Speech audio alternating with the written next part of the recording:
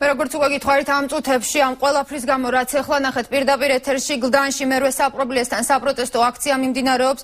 უფლებადამცველები და არასამთავრობო ორგანიზაციები გლდანის ციხეში პატიმრების წამების ფაქტებს აპროტესტებენ. პროტესტის სოციალურ ქსელებში სპონტანურად მას შემდეგ დაიგეგმა, რაც გლდანის ციხეში პატიმრის ცემის ამსახველი ვიდეო მასალა გავრცელდა. პირდაპირ ეთერში ვთავთ თამთა ჯანაძეს, რომელიც მერვე საპრობლესთან იმყოფება და სადაც საგანგებო განცხადებები კეთდება. თამთა, რა განცხადებები გაკეთდა ციხეში? ამ წუთებში შეკრებილნი არიან ჟურნალისტები და უფლებადამცველები, ისინი აპროტესტებენ შინაგან საქმეთა სამინისტროს მიერ გამოქვეყნებულ მასალას. ის მიხედვითაც დედოფლის წყაროს მაჟორიტარული კანდიდატის ახლობელ თამას თამაზაშვილს ბრალი ედება პატიმრების და სათანადოდ მოწყობის ფაქტების ორგანიზებაში.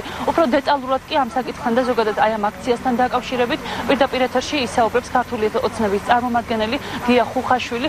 ბატონო გია, კონკრეტულად რა წარმოადგენს რა მიზნით იმართება აქცია და თამას თამაზაშვილთან დაკავშირებით რა პრეტენზია აქვს უფლებადამცველებს?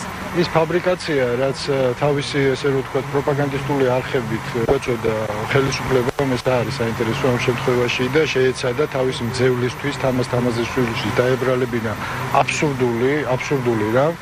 მერე ჩვენ ამის შემდეგ ვიხილეთ სხვა ეთერებში უკვე ყველა წარმოუდგენელი ამაზრზენი კადრები, როდესაც მთელი ციხის ადმინისტრაცია 20-30 კაცი წრეში ატრიალებენ პატიმრებს და უმოწყალოდ უსწორდებიან. ეს არის ყველა წარმოუდგენელი რა. სულ იყო საუბარი ამაზე, მაგრამ ჩვენ ნახეთ დღეს კონკრეტული ფაქტები. ხელისუფლებას იცოდა რა, რომ ესეთი რაღაცა იყო გაჟონილი და ეს აღმოჩნდებოდა კადრებში, შეეცადა ბინძური მეთოდებით ყველაფერი თავისი მძევლისთვის დაებრალებინა, ხო?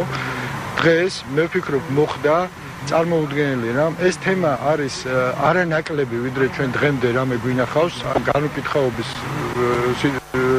ვითარებაში, რაც ქვეყანაში გვაქვს, ასე რომ ამას ექნება ძალიან შორსმიმავალი შედეგები. პირველ რიგში ეხა მე მიმართავ სახალხო დამცველს. თუ სადმე არის თბილ ოთახში, ადგეს და მივიდეს და პირადად აი პასუხისმგებლობა თამას თამაზაშვილის სიცოცხლეზე, იმიტომ რომ ძალიან დიდი ალბათობით მასზე მიმდინარეობს ეხა სერიოზული ზეწოლა, შეიძლება უარესათაც იქცევიან. აქედან გამომდინარე მისი პირდაპირი მოვალეობაა და თუ აი ამ წუთას ის არ ადგება და ამას არ გააკეთებს, ხო, ის გაინაწილებს პასუხისმგებლობას ყველაფერზე, რაც ამის შემდეგ შეიძლება მოხდეს.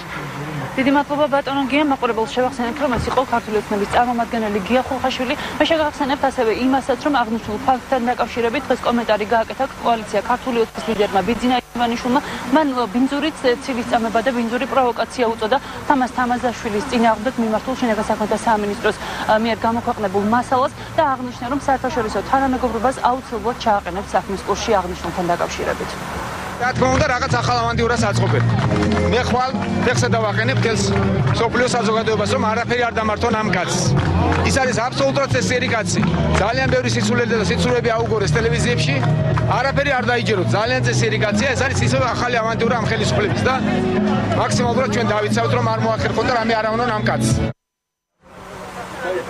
უფლებადამცველები მოუწოდებენ საზოგადოების წარმომადგენლებს მთელ საზოგადოებას ხვალ 12 საათზე შეიკრიბონ სასჯელახსრულების წინ და ერთად მოსთხოვონ სასჯელახსრულების მინისტრს აღადგინოს სამართლიანობა.